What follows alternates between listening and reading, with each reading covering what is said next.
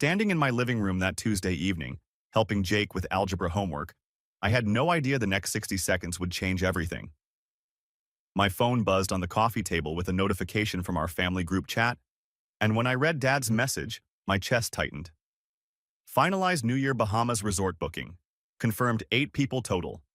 Me, Linda, Brian, Kelly, Tyler, and Sophie. Resort's group package maxes at 8. Can't add more without losing the group rate. Flying out December 30th, back January 3rd. Can't wait, I counted on my fingers. My parents, 2. Brian's family, 4 more. That's 6. Plus his 2 kids, Tyler and Sophie, makes 8 total. My family of 4 wasn't mentioned at all. 8 plus 4 equals 12, but they'd stopped at 8. Sarah walked over from the kitchen, saw my face, and I handed her the phone without speaking. I watched her expression change as she read it, the same progression I'd just experienced. Emma ran in from the kitchen, flour on her nose. "Daddy, the cookies are almost ready." She stopped when she saw our faces. "What's wrong?" "Nothing, sweetheart," I lied, but Jake had already seen the screen. "Is that about Grandpa's trip?" he asked carefully. Emma's eyes lit up. "Are we going to the beach with Grandpa?" The question hung in the air like smoke. How do you tell your 7-year-old she wasn't invited to a family vacation? "Grandpa's trip is for Uncle Brian's family this time," I said slowly. Emma's face fell. "Why can't we go?" Jake, who'd been doing his own math, spoke up with devastating clarity. "But Grandpa, Grandma, Uncle Brian, Aunt Kelly, Tyler, Sophie, that's only 6 people. Plus us is 10. So they chose Tyler and Sophie over us?" He wasn't being accusatory, just factual. But somehow that made it worse. My 10-year-old son had just articulated what I'd been trying not to think. They had chosen. After the kids went to bed, I sat alone in my office and opened our family group chat history, scrolling back to October. I needed to understand when this decision had been made and how we'd been so thoroughly excluded from the planning. October 15th. Brian's message. "Mom, Dad, been thinking about New Year. Kids have been through a lot with the career transition. Would love to do something special. Found a Bahamas resort deal, about $4,500 per person. But that's more than we can swing right now." The ask was implicit but clear. October 18th, Dad had responded, "Brian, your mom and I want to help make this happen. Consider it an early Christmas gift for Tyler and Sophie. $4,500 times 4 people. $18,000 my parents were spending on Brian's family." October 22nd, Mom's message. "Just talked to the resort.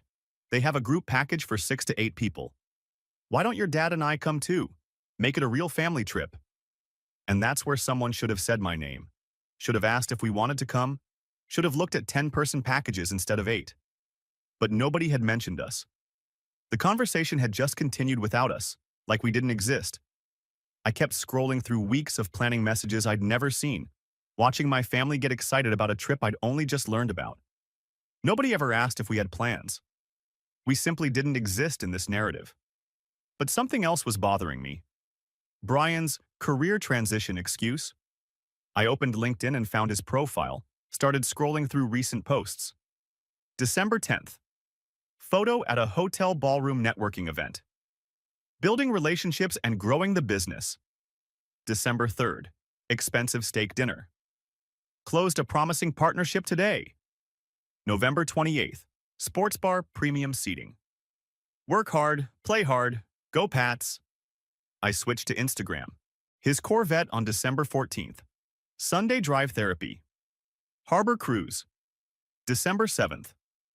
Ended the week right. Career transition. Tough times. Can't afford a vacation. Yet somehow Brian could afford networking events, steak dinners, premium sports seating, maintaining a Corvette, and weekend harbor cruises. The math only worked if you added one variable. Our parents were funding everything. I opened the Excel file I'd been keeping for a year. Family Interactions 2023-2024.xlsx. 2 years of documented patterns. Thanksgiving 2023. Dad said too stressed to host us. Week later, hosted Brian's family. When I'd called about it, he said Brian's oven had broken. Later learned that was a lie. Easter 2024. Mom asked me to buy Tyler a $300 Easter basket. I sent a $50 gift card. Her response: "That's all? You make six figures, Marcus." Jake's 10th birthday, June 12th. Dad had a work conflict, couldn't come. That same day, he drove 2 hours to Tyler's soccer tournament. August. Brian asked to borrow $15,000. I requested a business plan first. He ghosted me. Dad called saying I was making things difficult for family. The pattern was undeniable. Brian's needs first. Always.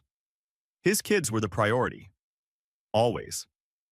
And my family was perpetually in second place, expected to understand and not make waves. Over the next week, I watched the family group chat explode with excitement while I stayed silent. Wednesday, Brian posted, "Tyler watching sea turtle videos nonstop." Mom replied, "Packing sunscreen for our grandbabies." Friday, Qley shared a photo of Tyler and Sophie in new swimsuits. Mom's response: "My beautiful grandbabies. Can't wait to see them splash." Monday, Brian wrote, "T-7 days. Mom, got sand buckets, floaties, snorkel sets. Anything for Tyler and Sophie." Anything for Tyler and Sophie. I read that sitting in my car at work, feeling something cold spread through my chest. That evening, Emma walked past my office while I was staring at my phone. "Daddy, are you okay?" I closed the phone immediately. "Just work stuff, sweetheart." But the problem wasn't work. The problem was that her grandparents were planning an elaborate vacation for her cousins and couldn't even mention her name. Tuesday, Christmas Eve, 3 o'clock in the afternoon. Mom sent me a private text. "Marcus, honey, could you water our plants while we're in Bahamas? Key under the mat? You're such a lifesaver. Have a nice quiet week at home." Have a nice quiet week at home. She assumed I'd be available, assumed I had nothing better to do, never asked if I had plans. She just decided. I typed back, "Sure, Mom." Sent it. Put the phone down. Then I sat in silence for 5 minutes, feeling something shift inside me, something cold and clear and certain. I picked up my phone again and searched. Luxury Dubai resorts, New Year packages. 10 minutes later, Sarah walked into my office and stopped when she saw my laptop screen. I turned it so she could see. Burj Al Arab Jumeirah, Dubai. New Year's family package. December 30th through January 4th. 2-bedroom suite. Kids Club.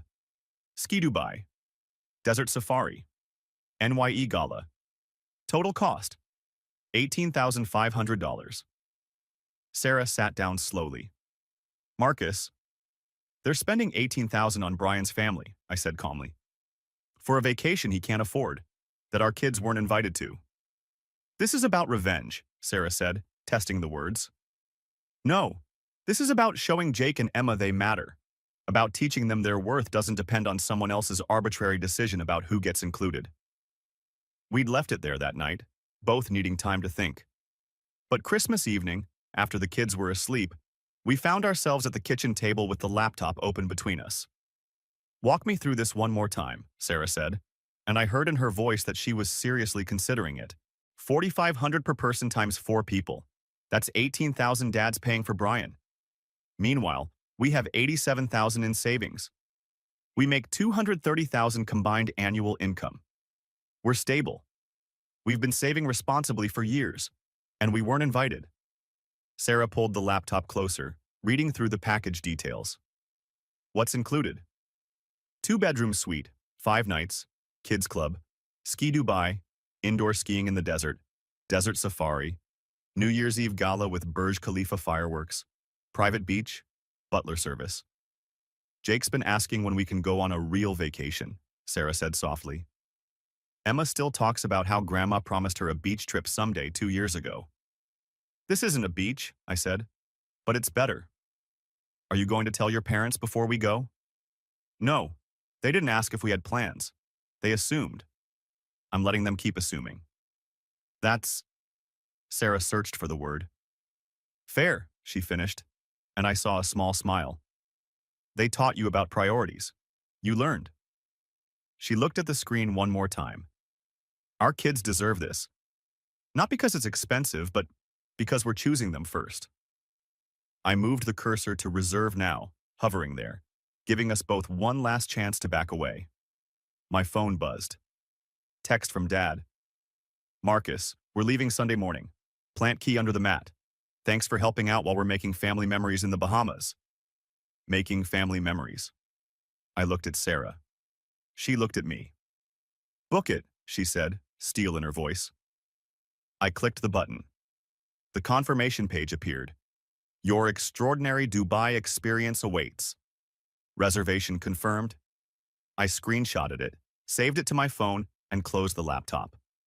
I didn't reply to Dad's text. Dad had taught me that family comes first. He'd taught me about priorities and loyalty and showing up for the people you love. He'd just never specified which family he meant. And I'd just chosen mine. The morning after Christmas, I sat Jake and Emma down at the breakfast table with Sarah beside me, and I watched their faces change from curious to stunned to absolutely ecstatic in the span of about 90 seconds. We had a surprise, I told them, a trip for New Year, and when I said the word Dubai, Jake's face went blank with confusion because he had no idea where that was or why it mattered. Sarah pulled up photos on her phone, and that's when everything shifted. The Burj Khalifa appeared on the screen, this impossible needle of glass and steel rising into the sky, and Jake's eyes went wide. That's the tallest building in the world, Sarah explained. We're going there. Then she swiped to the next photo, an indoor ski slope with actual snow and penguins, and both kids erupted simultaneously with a single word that came out like a shout. Penguins! The explanation tumbled out quickly after that. 14-hour flight. Middle East. Desert city with indoor skiing and beaches and the tallest building humanity had ever constructed. Jake kept asking questions faster than we could answer them, and Emma was already planning what stuffed animals she'd bring, but then Emma stopped mid-sentence and asked the question I'd been dreading. Can we tell Grandpa and Grandma? I exchanged a quick glance with Sarah before answering. Not yet, sweetheart. This is our family's special surprise, just for us. Why not? Emma pressed. Because 7-year-olds don't understand adult complications, don't grasp the politics of silence and exclusion and calculated responses. Because this is something we're doing together, just the four of us, Sarah said gently, and I heard her choosing each word with care. Jake, who'd been quiet during this exchange, spoke up with a question that showed he understood more than Emma did. So we get our own trip? Like, our own family vacation? Yes, I confirmed, and I watched something settle in his face, some understanding that this wasn't just a vacation. This was a statement, though he probably couldn't articulate exactly what kind of statement it was. The next day we went shopping, and I found myself in kids' clothing stores and outdoor gear shops in a way I hadn't in years. Because usually we were careful with money. Usually we compared prices and waited for sales and made practical choices. But that afternoon, when Emma held up a sundress and asked if she could get it, Sarah told her to get two, and Emma's face lit up like we'd just given her the world. At checkout, the total came to $287 for clothes we'd wear for 1 week, and I handed over my credit card without even looking at the receipt, without doing the mental math I usually did about cost per wear, or whether we could find it cheaper online. The sales clerk had asked if we were planning somewhere warm, and when I said Dubai, her face had shown that specific kind of impressed surprise that made me realize we were doing something unusual, something worth being impressed by. Jake had immediately jumped in with enthusiasm. We're going skiing, with penguins. The clerk had laughed and said something about Ski Dubai being incredible, and in that moment, watching my son's excitement about telling a stranger our plans, I felt certain we'd made the right choice. On the drive home, Emma declared it the best surprise ever, and Jake asked one more time if he could tell Grandma, a question I deflected by saying he could tell her after we got there, which seemed to satisfy him even as I knew the real answer was more complicated than that. While we were shopping and planning and packing, the family group chat was exploding with messages I read but never responded to. Saturday morning started early with Mom's message about one more sleep, followed immediately by Brian saying Tyler hadn't slept at all from excitement. The messages came in waves throughout the day, each one a small reminder of the vacation I wasn't invited to, the family memories being planned without us. By afternoon, Brian had posted a photo of their suitcases and beach toys, all packed and ready. And Mom had commented about how spoiled Tyler and Sophie were, though she'd said it with obvious pride rather than criticism. Dad had chimed in with that classic grandparent line about spoiling being what grandparents are for, and I'd read it sitting in my living room while my own kids played upstairs, wondering if he'd ever felt that way about Jake and Emma.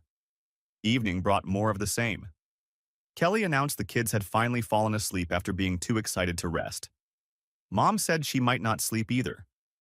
Brian thanked our parents again, said it meant everything, and nobody in that entire thread of 19 messages mentioned my name or my family or acknowledged our absence in any way. Sarah had found me staring at my phone that evening and asked if I was okay, and I'd said yes. And when she'd asked if I was sure about what we were doing, I'd said completely, and I'd meant it. Every message in that group chat, every excited update about Tyler and Sophie, every grandbaby's comment that excluded my children, it all reinforced that we were making the right choice. That night, at 10 o'clock when I should have been sleeping before our early morning departure, Mom sent me a private text with plant watering instructions. She'd left them on the kitchen counter, she said, and I should stop by twice while they were gone. And she ended the message by telling me to have a nice quiet week at home, like it was already decided, like she'd looked into the future and seen me sitting in my house with nothing better to do than take care of her orchids. I typed back 7 words. Have a great trip, Mom. I didn't correct her assumption. I didn't mention Dubai or flights or hotels shaped like sails. I just sent those 7 words and put my phone down and felt something settle in my chest, cold and certain and absolutely calm. 24 hours later, we were gone. The alarm went off at 4:30 Sunday morning, and the house was still dark when I started loading suitcases into the SUV. Jake and Emma were sleepy but too excited to complain, bundled into the back seat with travel pillows and blankets, and Sarah drove while I sat in the passenger seat watching Boston wake up around us, knowing that by the time the sun fully rose, we'd be in the air. Logan International at 5:30 in the morning had that strange, quiet energy of people going places, everyone moving with purpose through the terminal. The Emirates check-in counter processed our passports efficiently, and when the agent saw our destination, she'd smiled that professional smile that somehow seemed genuine. Dubai for New Year. You're going to love it. Business class is confirmed. Gate C42. The boarding passes she handed us had gold Emirates logos, and the kids each received amenity kits that they immediately opened, finding sleep masks and socks and coloring books and little toiletries that made them feel like adults getting special treatment. By 6:45, we were in the Emirates Premium Lounge, Jake and Emma at the play area, while Sarah read a magazine and I stood by the windows watching the massive A380 aircraft being prepared for our flight. That's when I took the photo, Jake and Emma silhouetted against the window with the plane's distinctive tail visible behind them, and sunrise painting the sky in shades of pink and gold. I'd written the caption carefully. Starting a new adventure. Teaching my kids that family creates its own traditions. Hashtags for Family First and Dubai. I'd hovered over the post button for a moment, giving myself one last chance to back out, and Sarah had walked up behind me and asked if I was really doing this. They posted 19 updates about beach trips, I'd said. 19 messages about how excited they were, how special it would be, how much the grandbabies would love it. This is just one post, just one photo of my kids. I'd hit post, made sure the privacy was set to public, and then immediately switched my phone to airplane mode. Sarah had asked if I was going to watch the reactions come in, and I'd told her not for 14 hours because whatever was happening in the family group chat, whatever messages were being sent and panic was setting in, I didn't need to see it until we were already in Dubai, until the decision was irrevocable and complete. The flight itself was everything the website had promised and more. Business class pods that turned into flatbeds, flight attendants who gave the kids pajamas and slippers and stuffed camels to keep. Emma had asked with genuine disbelief if she got to keep the camel, like this might be some kind of trick, and when the attendant confirmed it was hers, Emma had held it like treasure. Jake had discovered his seat converted to a bed and declared it the best plane ever. After takeoff came meal service with ice cream sundaes for the kids, and when they learned the entertainment system had over 1,000 movies, their excitement had reached a new pitch that made other passengers smile at their enthusiasm. Mid-flight, with Jake and Emma asleep in their lie-flat seats and Sarah dozing beside me, I found myself unable to rest. My mind kept playing out what was probably happening in Nassau right now. My family landing, checking into their resort, someone seeing my Instagram post, the realization spreading that I wasn't home watering plants, that I'd taken my own family on vacation without telling anyone. I turned off airplane mode. The phone connected to Wi-Fi, and for a moment, nothing happened. Then the notifications started, a cascade of them, 62 text messages and 29 missed calls, and Instagram going absolutely wild with comments and reactions. I scrolled through the texts chronologically, watching the panic unfold in real time. Mom at 9:15. Marcus, where are you going? Casual, curious, maybe thinking I'd posted an old photo or was talking about future plans. Mom at 9:30, all caps. Marcus, answer your phone. Less casual now, worry creeping in. Dad at 9:45, direct and angry. Call me immediately. Brian at 10, profanity included. Are you damn serious right now? Mom at 10:30, the realization fully hitting. You're supposed to be watching our house. Dad at 11:15. We need to talk now. Brian at noon, making it about himself. Way to ruin our family vacation. There were more, dozens more, variations on the theme of shock and anger and betrayal, and I read through all of them with that same cold calm I'd been feeling since Christmas night. Sarah had woken up, seen me reading, and asked how bad it was. About what I expected, I told her, which was true. I'd known this would cause an explosion. That had been part of the point. Are you going to respond? Not until we land, I'd said, and I'd switch the phone back to airplane mode and put it away, because whatever they were feeling right now, whatever panic or anger or hurt was spreading through their Bahamas vacation, they'd have to sit with it for another 6 hours until we touched down in Dubai. I looked over at Jake and Emma, both sleeping peacefully with their stuffed camels tucked under their arms, their faces relaxed and happy, and I felt that cold certainty again. They didn't know about the text messages or the family drama or the statement their parents were making. They just knew they were going somewhere special, somewhere they'd been chosen for, somewhere that made them feel valued and important and first. Somewhere over the Atlantic Ocean, 35,000 feet up and 7 hours from our destination, my family back in the Bahamas was discovering I wasn't home, wasn't available, wasn't sitting quietly waiting for them to return. They were learning that exclusion has consequences, that silence can be an answer, that when you don't invite someone to your table, they might just build their own. And I was teaching my kids a lesson my dad had never intended, one about priorities and choices and what it means when you decide who matters most. When you're not invited to the table, you don't beg for a chair. You build your own table. You create your own traditions. You choose your own family, even when that family is the one you already have, the one that's been waiting all along to be chosen first. The plane descended through darkness toward Dubai, and I watched Jake and Emma pressed against their windows as the city revealed itself below us like some kind of circuit board come to life. The skyline sprawled in every direction, highways lit like glowing arteries, and then the Burj Khalifa appeared, this impossible spike of light rising from the desert, LED displays cascading down its sides in patterns that shifted and changed. Emma's face was pure wonder when she turned to me and said it looked like a spaceship city, and I realized she wasn't wrong. Immigration processed our passports efficiently, stamps landing on fresh pages, and when we emerged into the arrivals hall, a driver in a crisp white shirt held a sign with our name and the hotel logo.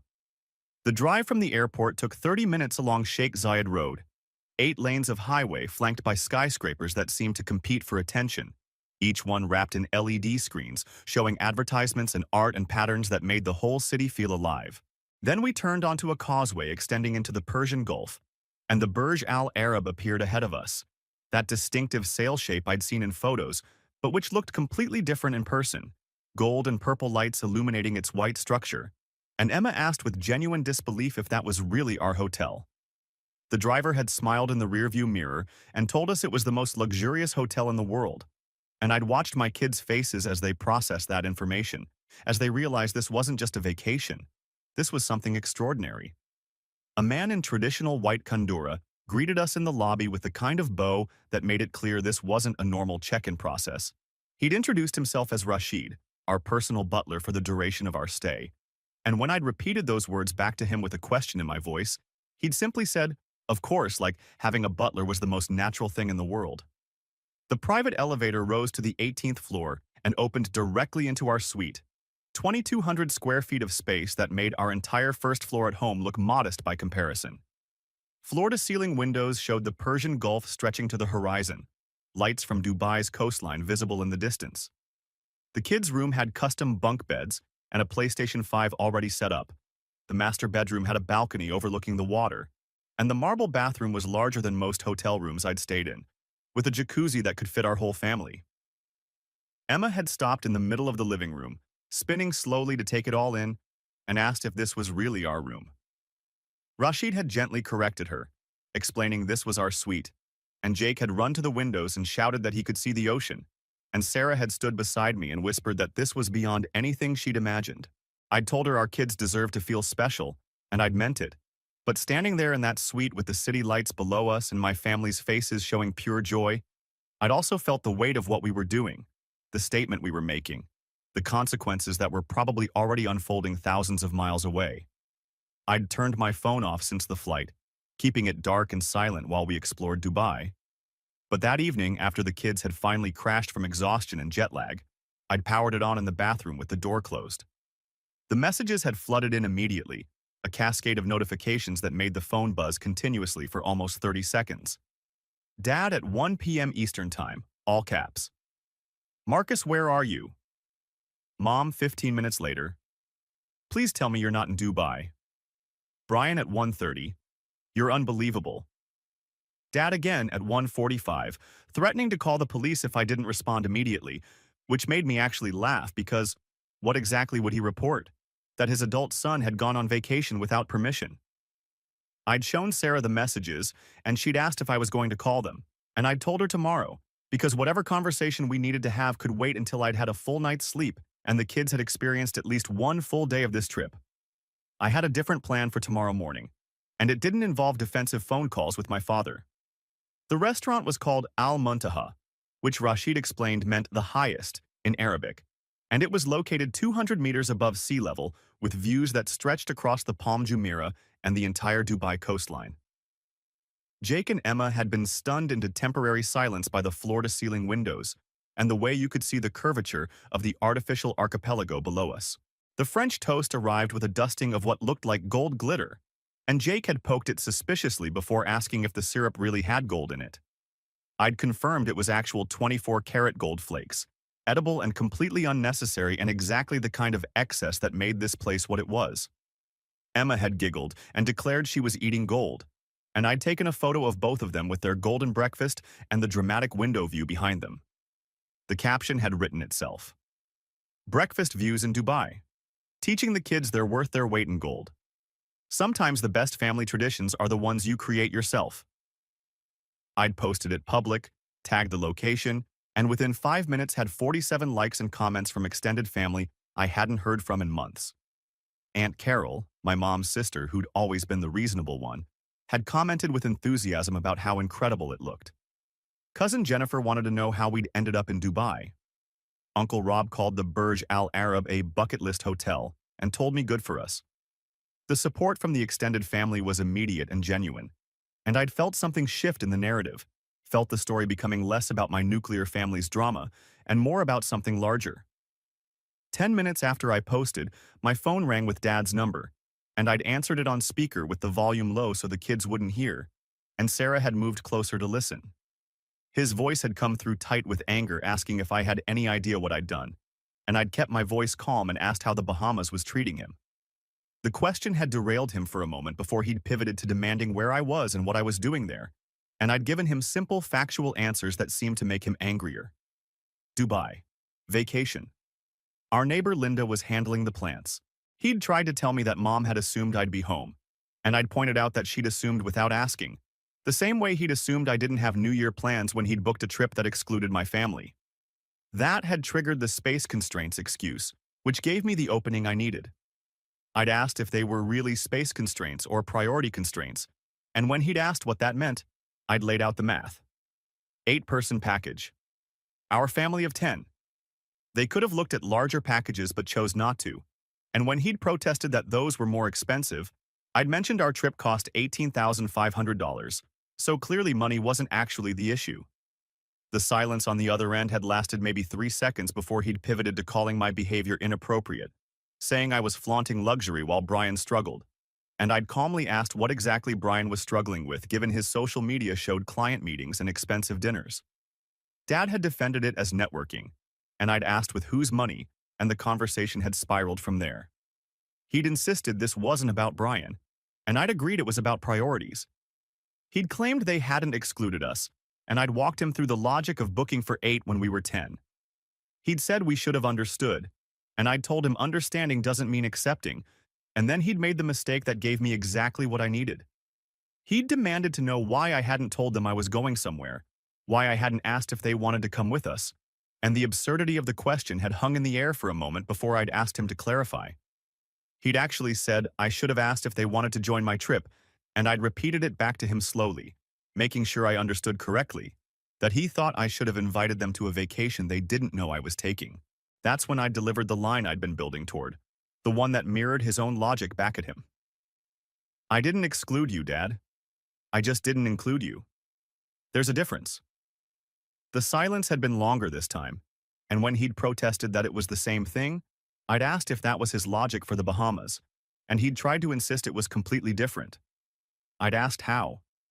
He'd said Brian needed the trip, and I'd countered that my kids needed to feel valued, and we'd both made choices based on our priorities.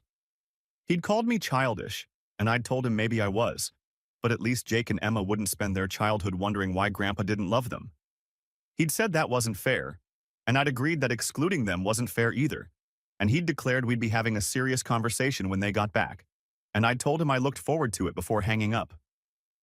Sarah had looked at me for a long moment after I'd ended the call, and I'd seen something in her expression that was part concern and part pride, and she'd said one word: brutal.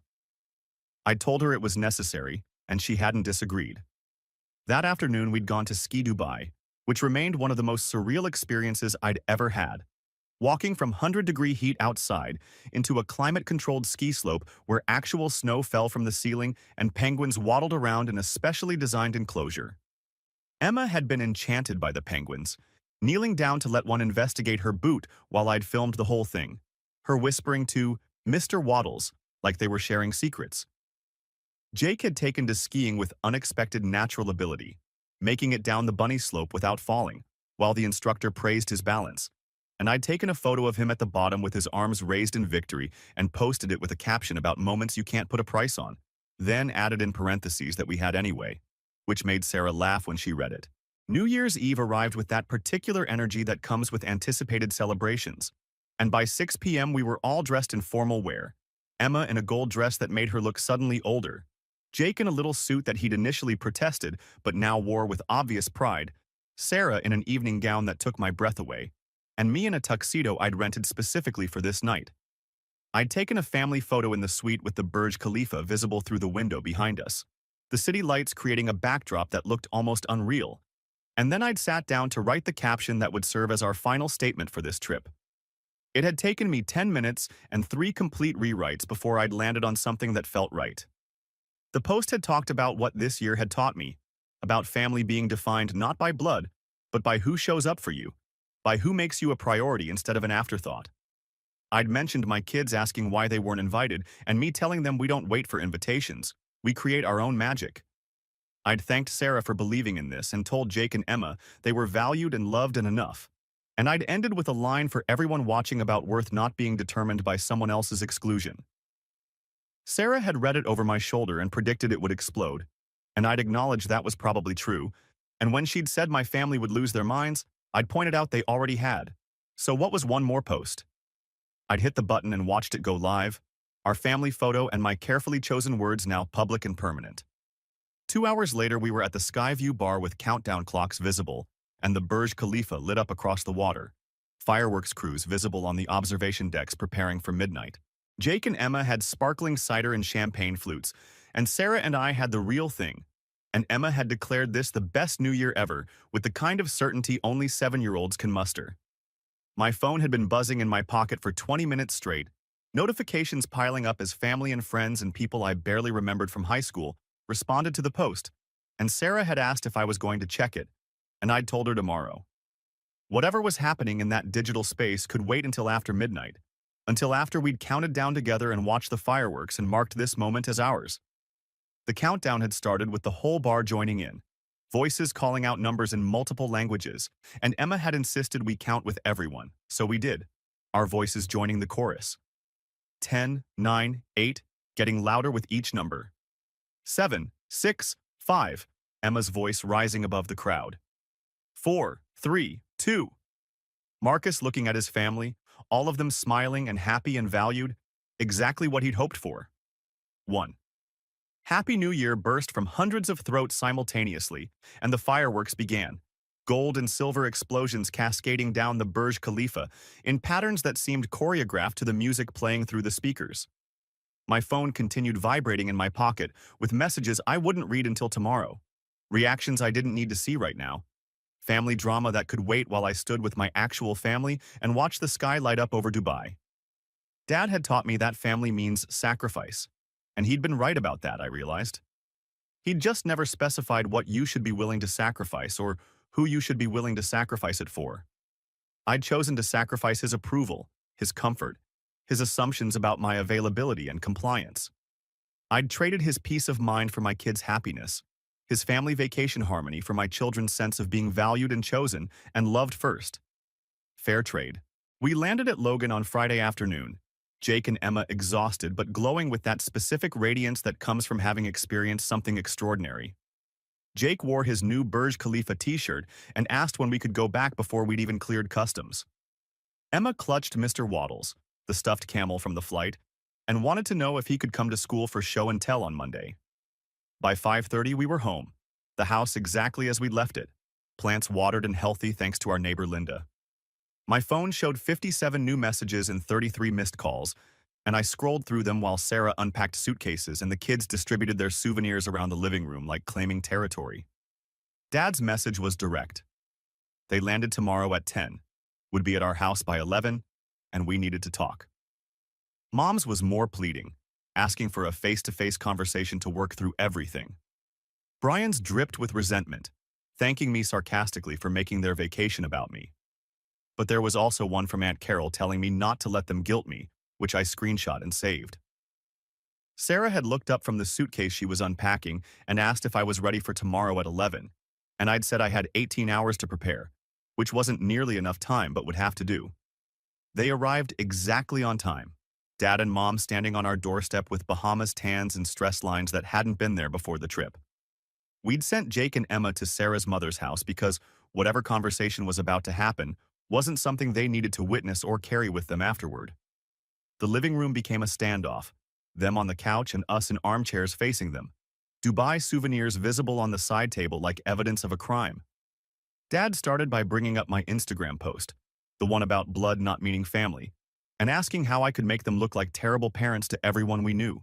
I'd pointed out that I hadn't mentioned them by name, and Mom had dissolved into tears talking about phone calls from relatives, about Aunt Carol and Uncle Rob and Cousin Jen all asking questions, all implying that maybe there was favoritism in how they treated their grandchildren.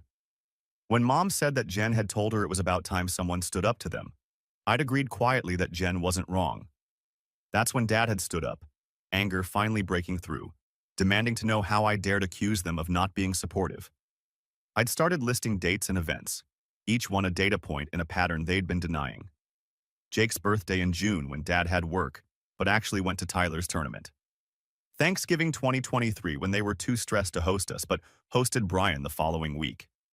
Easter when Mom had demanded I buy an expensive gift for Tyler and called me selfish when I didn't spend enough. Dad had tried to defend each incident individually, but I'd kept going, adding them up, showing how they formed a pattern that was impossible to deny when you looked at it all together. He'd called me selfish, said this Dubai trip proved it, and I'd asked what the difference was between me spending $18,000 on my family and him spending $18,000 on Brian's. The front door had opened then without a knock, and Brian and Qley had walked in like they owned the place. Brian had started with an insult, calling me Mr. Big Shot, and I'd calmly pointed out that I hadn't known they were invited to this conversation. Dad had said we were handling it as family, which apparently now included Brian and Qley but had excluded my kids from the Bahamas trip. Brian had attacked the money issue, incredulous that I'd spent so much to make a point, and I'd turned it back on him by asking about the disconnect between his claims of financial struggle and his social media posts showing expensive networking events and harbor cruises. When he'd tried to explain it as business networking, I'd asked him to name a single client. He'd stammered about confidentiality, but we both knew he had no clients, no business, just parents who kept funding a lifestyle he couldn't afford. Qley had accused me of investigating them, and I'd clarified that I'd simply looked at public posts they'd chosen to share with the world. Mom had tried to redirect by saying this wasn't about money, and I disagreed, saying it had always been about money, about resources, about who got priority and who got leftovers. I'd pulled out printed copies of the timeline I'd been keeping, 2 years of documented interactions, and I'd started reading through the pattern. Each incident on its own could be explained away, but taken together they showed unmistakable favoritism. Brian's needs always came first. His children were always the priority, and mine were treated like backups, like secondary grandchildren who only mattered when the primary ones weren't available. Mom had been crying through most of this, insisting it wasn't true, but then I'd said the thing that made her sob outright. Emma had asked me why Grandma didn't love her as much as Tyler and Sophie. She'd asked at 7 years old, in that direct way children have before they learn to hide their hurt, and I still didn't have a good answer for her. Dad had tried to regain control by demanding an apology, saying I'd embarrassed the family with my Instagram posts and needed to delete them and make this right. I'd refused, saying I wouldn't apologize for showing my kids they mattered, for teaching them their worth wasn't dependent on someone else's approval. Brian had accused me of tearing the family apart, which had made me laugh without humor. I'd asked where he'd been for Jake's school play, for Emma's dance recital, for any of the moments that mattered to my kids. I'd brought up Christmas when Mom had sent Tyler $200 in gifts and Emma a $20 gift card, and Mom had said she didn't remember that, proving my point that she didn't pay attention to my children at all. Dad had delivered an ultimatum then, telling me to delete the post and apologize, or I wouldn't be part of the family anymore. The words had hung in the air for a moment, and I'd been about to respond when Sarah had stood up, her voice clear and firm. She'd told them that if that was the choice, we'd choose not being part of this family. She'd talked about how Jake and Emma had the best week of their lives in Dubai, how they'd felt valued and important, how Emma had said she wished every day could be like that, not because of the luxury but because she'd felt like she mattered. Sarah had said that if they couldn't see how their behavior had consequences, we didn't need this kind of family in our lives. I'd stood then too, and I'd told Dad that he'd been right about family coming first. I just chose to prioritize my family, Sarah and Jake and Emma, over his comfort or approval. I'd said he'd taught me that priorities matter, and I was prioritizing my children's emotional health. They were welcome to be part of our lives, but on equal terms, no more favoritism, no more excuses. Dad had told me I was making a huge mistake, and I'd agreed I might be, but it was my mistake to make. I'd opened the front door, making it clear the conversation was over.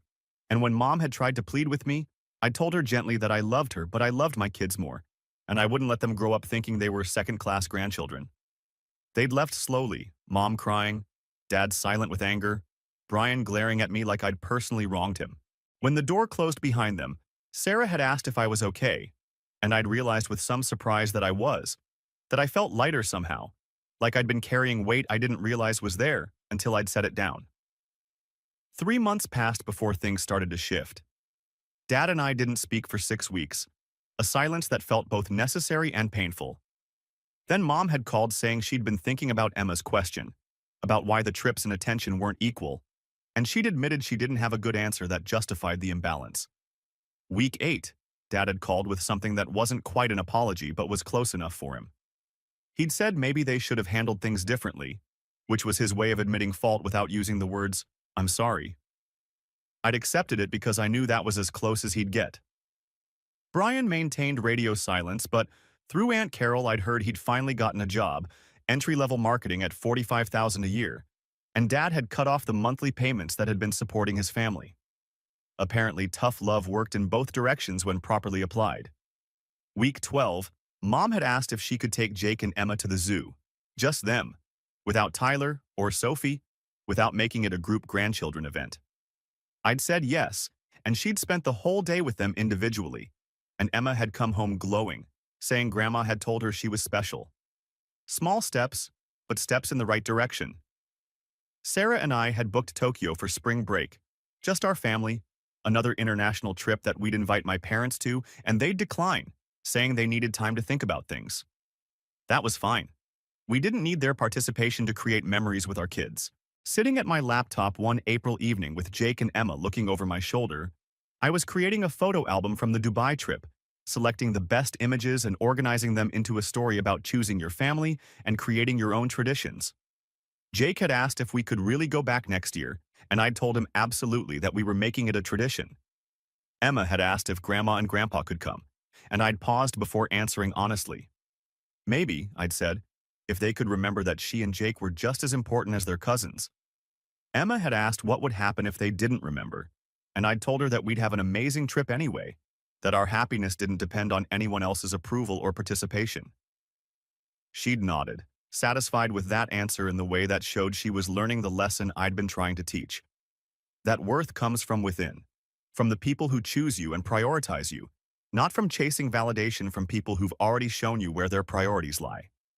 I'd saved the album with the file name ourfamilytraditions.pdf, the word our, in all caps for emphasis, because Dad had wanted to teach me about family obligations and he'd succeeded, just not in the way he'd intended. I'd learned that sometimes loving your kids means setting boundaries with everyone else, including your own parents. I'd learned that financial stability isn't a reason to accept emotional poverty, that you can afford to both save responsibly and spend on experiences that matter. And I'd learned that the best revenge isn't cruelty or retaliation or making people hurt the way they hurt you. The best revenge is living well, choosing joy, prioritizing the people who matter, and yes, posting about it publicly so that everyone can see what happens when you decide your children's happiness matters more than keeping peace with people who've shown you repeatedly that you're not their priority. We were going back to Dubai next New Year. This time it was tradition.